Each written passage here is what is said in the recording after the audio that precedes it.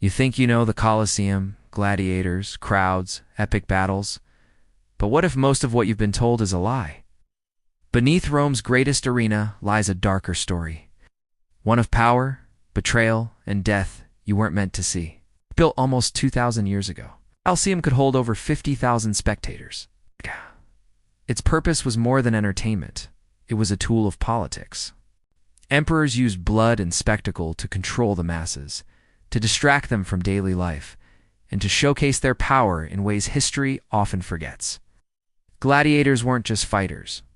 The Colosseum's seating was a mirror of Roman society itself, with a strict, visible hierarchy. The emperor and senators sat closest to the action in luxurious boxes, while the upper classes, the equestrians, sat just above. The higher you went, the lower your social status. At the very top, in the wooden bleachers, sat the common poor foreigners. And slaves, a clear message of everyone's place in the Roman world. But the games weren't just about the spectacle of violence. It was a full-day affair, complete with food and drink. Vendors moved through the crowd, selling everything from wine and bread to exotic snacks. It was a festival atmosphere, a distraction for the masses.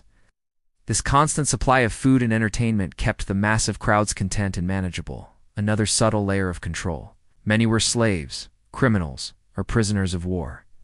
But some volunteered, seeking fame, money, or political influence. Few realized the hierarchy inside the arena. Certain fighters were deliberately matched to create tension, to ensure a crowd stayed engaged, to manufacture drama. The battles weren't random. They were carefully scripted by the organizers of Rome itself. But survival didn't always mean glory. Gladiators who fought poorly, even if spared, faced a grim fate. They could be demoted to fight in less prestigious matches, sold to harsher training schools, or subjected to brutal retraining as punishment. Their life was a constant struggle, not just for survival in the arena, but for their very status and dignity outside of it. Every game had a purpose. The emperor could appear merciful, granting lives, or ruthless, sparking fear. Senators and elite citizens often gambled on outcomes, controlling not only money, but public perception. The Colosseum was less a battlefield and more a theater of control. Beneath the arena, a hidden world existed: elevators, trapdoors, and cages. Animals like lions, bears, and tigers were hoisted into the arena in ways the crowd never saw. Gladiators could be dropped directly into battle from underground passages. These tunnels allowed the organizers to orchestrate chaos, creating spectacle while keeping the mechanics secret. Gladiators followed strict rituals, but the spectacle wasn't limited to gladiators. Colosseum also hosted Venetian's elaborate and brutal animal hunts. Thousands of exotic animals, lions, elephants, crocodiles, were imported from across the empire, only to be slaughtered for the cheering crowds. These hunts demonstrated Rome's vast reach and its dominion over nature, reinforcing the empire's power in the most visceral way imaginable. The midday lull was reserved for the most chilling spectacle: public executions. These were not swift affairs, but elaborate theatrical performances known as noxi. Historical accounts, like those from the poet Martial, describe criminals forced to reenact gruesome myths.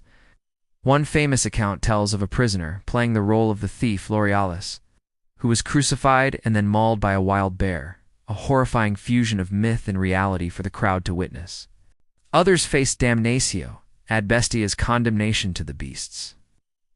Unarmed and helpless, they were set upon by lions, leopards, and other predators.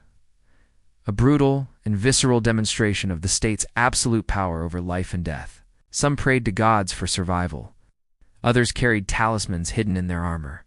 Certain ceremonies took place before fights, rituals meant to bless the arena or curse opponents.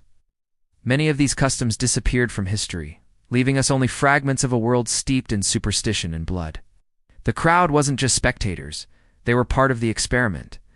Romans responded to fear, triumph, and shock. Organizers studied reactions carefully: loud roars, tension, suspense, each reaction a tool to maintain control over the masses. Death was common, but not always immediate. Some gladiators were spared for dramatic effect. Others were killed to send a message. The line between life and death was a form of communication, a story of power told in the blood of men and animals alike. Today, the Colosseum stands as a symbol of Rome, but few know its lessons. Power, spectacle, control, these forces shaped history. Behind every arch and every row of seats, the blood of ambition and fear lingers, reminding us that history is often darker than the stories we're told.